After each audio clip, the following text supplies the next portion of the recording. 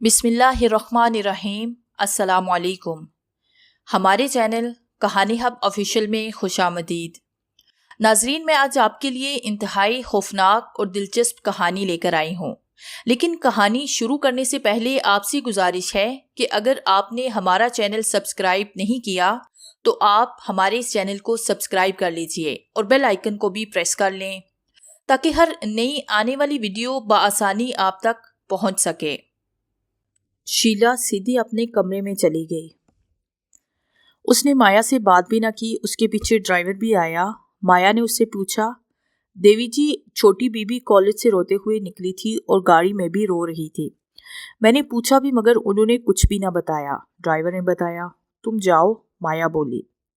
उसे लग रहा था कि कोई उसका दिल मुट्ठी में भींच रहा है। शीला की आंखों में आंसू, वो तो शीला के मुंह से निकली बात को दोहराए बगैर पूरा कर देती थी। माया से बर्दाश्त नहीं हो रहा था। वो फौरन उसके रूम में आई। शीला बेड पर ऊंडी लेटी रो रही थी। माया ने खुद पर कंट्रोल करते हुए उसके बालों में उंगलियां फेरी और प्यार से पूछा, चंदा क्या हुआ? शीला पलटकर उससे लिपट गई और रोते हुए सारी बात बता दी। शीला का एक एक आंसू माया का कलेजा काट रहा था। उसका बस नहीं जा रहा था कि वो क्या करे। चुप हो जाओ मेरी जान, सब ठीक हो जाएगा, माया ने उसको थिपकते हुए कहा और शीला सिसकते सिसकते चुप हो गई। शीला को तो माया ने चुप करा दिया मगर उसके अपने दिल, दिमाग और सीने में लावा उबर रहा था।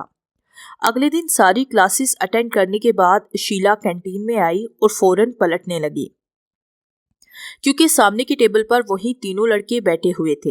हेलो शीला, वो रुकी नहीं। शीला प्लीज सुनो तो, उनमें से एक भागता हुआ आया। मुझे नहीं सुनना कुछ भी। वो आगे बढ़ने लगी। इधर बैठकर बस एक बार बात तो सुन लो प्लीज। उसके इसरार करने पर वो तीनों उसके साथ बैठ गए। शीला, हम तीनों कल के लिए मुआफी चाहते हैं।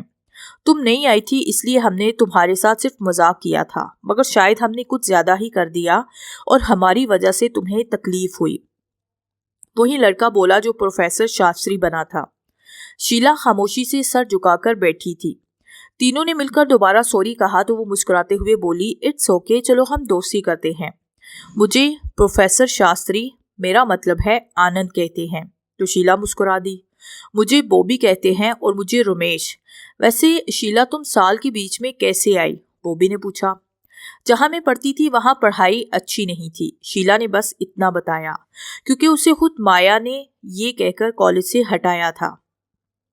चलो यार आनंद, अपने नए फ्रेंड को कुछ खिलाओ। और फिर कुछ देर के बाद वो चाय और गरम गरम समोसों से लुत्फ अंदोज होने लगे।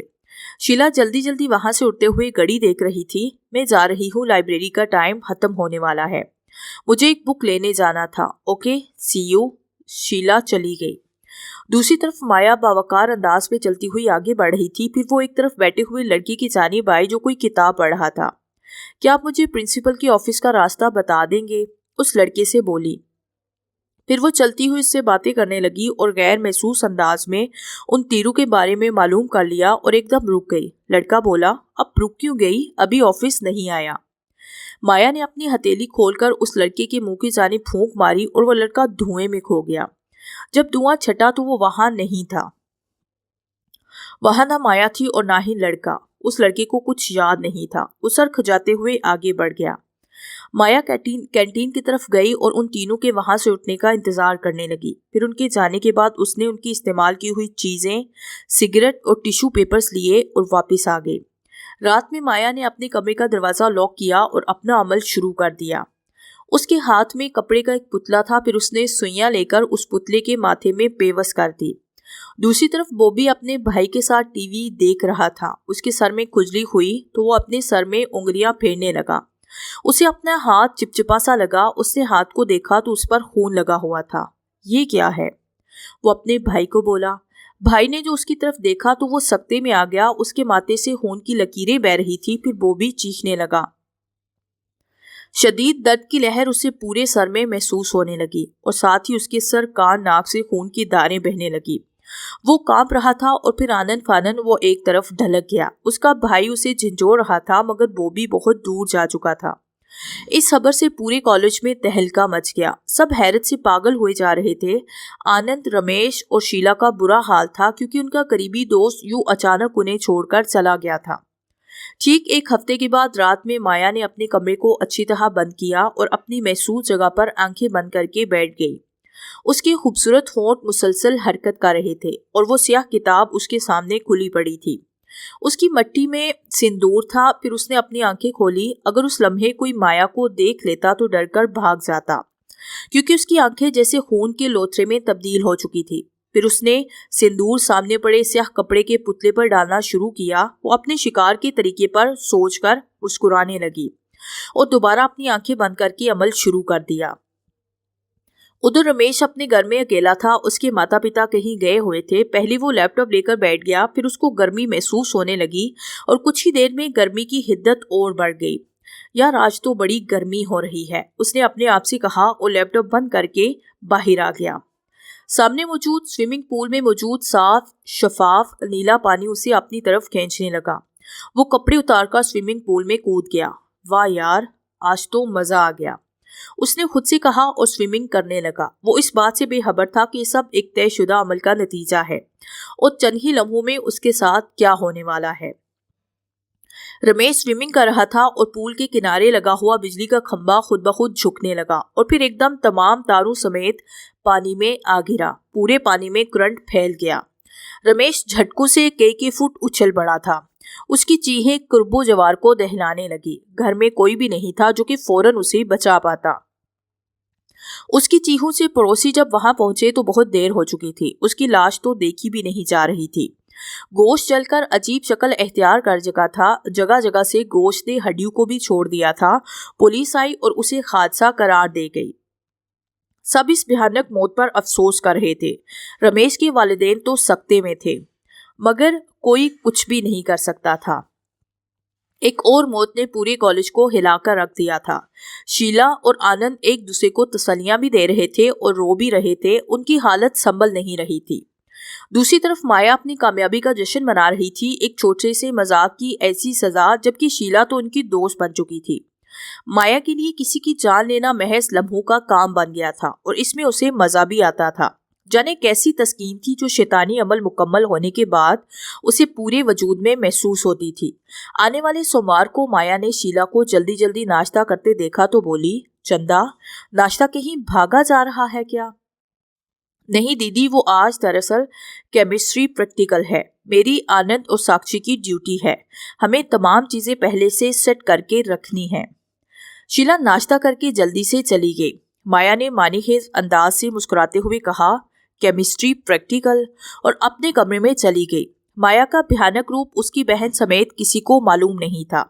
उसकी नज़र में माया ने दिन रात मेहनत करके ये मुकाम हासिल किया था।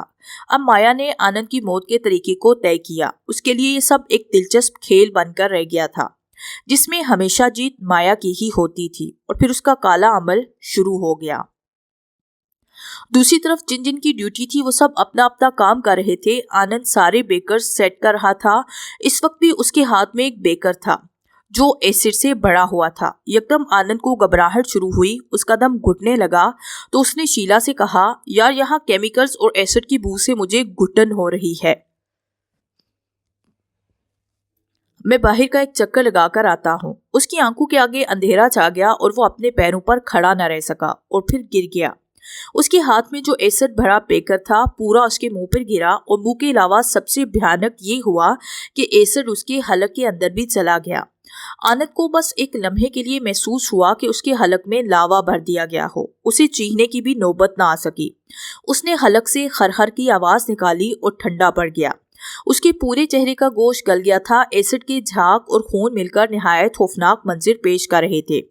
आनंद की मौत का जब पता चला तो पूरी क्लास पर जैसे सख्ता तारी हो गया। पूरा कॉलेज वहां जमा हो गया।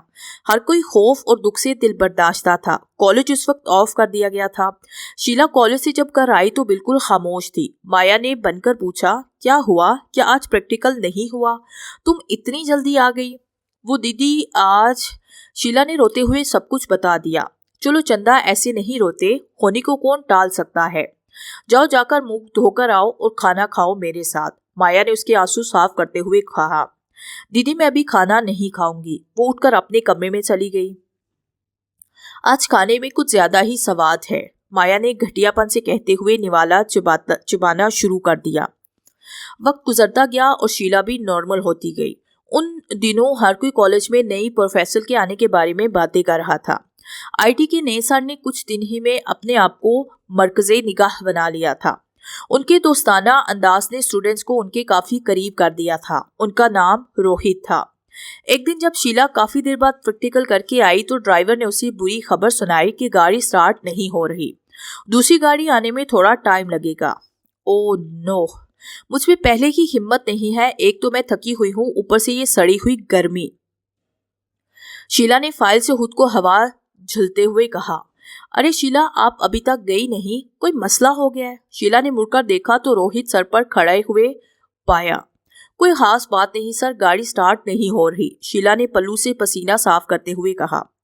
आए, मैं छोड़ देता हूँ आपको, रोहित सर ने कहा। नो सर, आपको जहमत होगी, अभी दूसरी गाड़ी आ जाएगी, शीला ने अदब से कहा।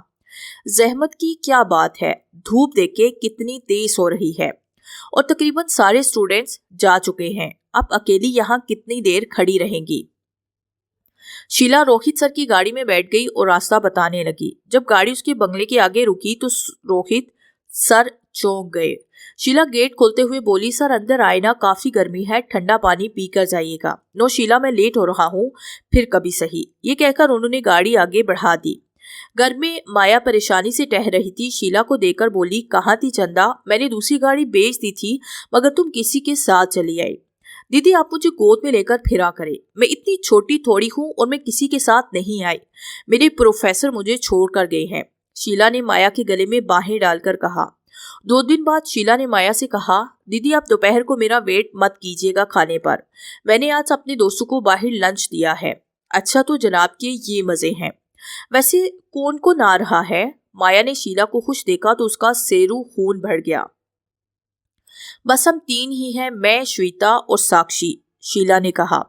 माया नाश्ता करने के बाद ऑफिस के लिए निकल गई क्योंकि आज एक बहुत इंपॉर्टेंट मीटिंग थी। ऑफिस पहुंचकर वो क्लाइंट का वेट कर रही थी। मीटिंग 2 बजे फिक्स थी। इतने में माया की सेक्रेटरी आई। मैम, क्लाइंट की कॉल आई थी, वो ऑफिस नहीं आ पाएंगे, उन्होंने मीटिंग होटल में रखने की दरखास्त की है। मैम क्या कहूँ? ओके ठीक है, आज मैं लंच पर फ्री हूँ, तुम जगह पूछकर मुझे इन्फॉर्म कर देना, माया ने ठिठुरते हुए कहा। उधर दूसरी तरफ शीला और उसकी फ्रेंड्स कॉलेज का लंच का प्रोग्राम था और तीनों टेबल पर बैठी हुई थी और वेटर खाना लगा रहा था। ओ नो यार, मैं अपना पर्स गाड़ी में भूल आई, शीला ने माथे पर हाथ मारते हुए कहा। कोई बात नहीं, मैं ला देती हूँ, श्वेता उठते हुए बोली। यार खाना लग चुका है, शीला बोली। तो क्या हुआ, बस 2 मिनट लगेंगे, चल मैं भी तेरे साथ चलती हूँ, साक्षी भी उठ गई। जल्दी आना, शीला बोली। शीला की नजर अचानक सामने से आते हुए रोहित पर पड़ी। सर रोहित, उसने उन्हें आवाज दी। सर रोहित ने शीला की तरफ देखा और मुस्कुराते हुए उसके आसपास बैठ गए। बैठिए ना सर, शीला ने कहा और रोहित एहलाकन वहां बैठ गया। आप यहाँ क्या कर रही हैं? वो सर मैं अपनी फ्रेंड्स के साथ लंच करने आई थी, बस आ ही रही हैं। अभी वो दोनों बातें ही कर रहे थे कि माया शाहाना अंदाज से होटल में दाखिल हुई और जैसे ही उसकी नजर सामने बैठे हुए रोहित और शीला पर पड़ी तो वो ठटक कर रुक गई। ये वही रोहित था जो उसके ऑफिस में हुआ करता था। वो कुछ देर वहीं खड़ी रही और फिर वापस गाड़ी में आकर बैठ गई। उसकी सेक्रेटरी उसके पीछे दौड़ती हुई आवाजें दे रही थी, मैम वो मीटिंग कैंसिल कर दो, माया ने तड़क कर कहा और ड्राइवर ने इशारा पाकर गाड़ी आगे बढ़ा दी। शीला आपके साथ घर में और कौन होता है? रोहित ने सवाल किया। सर मेरे माता पिता अब नहीं हैं, शीला ने नजरें झुकाकर कहा। Oh I am very sorry, Rohit ने अफसोस का इजहार किया। मेरी दीदी माया है ना मेरे साथ, शीला बोली। माया दीक्षित, रोहित ने माया का पूरा नाम लिया। वो अपने शक को दूर करना चाहता था कि ये वही माया है या उसकी गलत फहमी है। सर आप जानते हैं दीदी को, शीला ने खुश होकर कहा। हाँ, दरअसल मैं पहले आपकी दीदी के साथ उस कंपनी में जॉब करता था, फिर किसी वजह से मैंने वो जॉब छोड़ दी और अब मैं कॉलेज में आपका प्रोफेसर हूँ, रोहित ने तफसील से बताया। सर आप अकेले रहते हैं? शीला ने पूछा। हाँ, मेरे माता पिता गांव में होते हैं और मैं यहाँ हैरम में चलता हूँ, मैं यहाँ किसी से मिलने आया था, रोहित उठ गया। सर लंच, शीला जल्दी से बोली। थैंक यू, मैं कर चुका हूँ, और रोहित वहां से चला गया। थोड़ी देर में श्वेता और साक्षी हंसती हुई आई और तीनों लंच में मसरूफ हो गई। माया के दिमाग में आंधियां चल रही थी, रोहित और शीला एक साथ। शीला ने मुझसे झूठ क्यों बोला, वो सोच सोच कर खो रही थी। फिर उसने खुद ही फैसला कर लिया कि शीला तो अभी बच्ची है, मासूम है, ये फसाद की जड़ रोहित है। वो अपनी बेइज्जती का बदला लेने के लिए शीला को इस्तेमाल कर रहा है। वो शीला को मेरे खिलाफ भी भड़का रहा है, वरना शीला ने आज तक मुझसे झूठ नहीं बोला। रोहित, तुम जानते नहीं हो अभी माया देवी क्या चीज है, माया ने गड़ाते हुए कहा।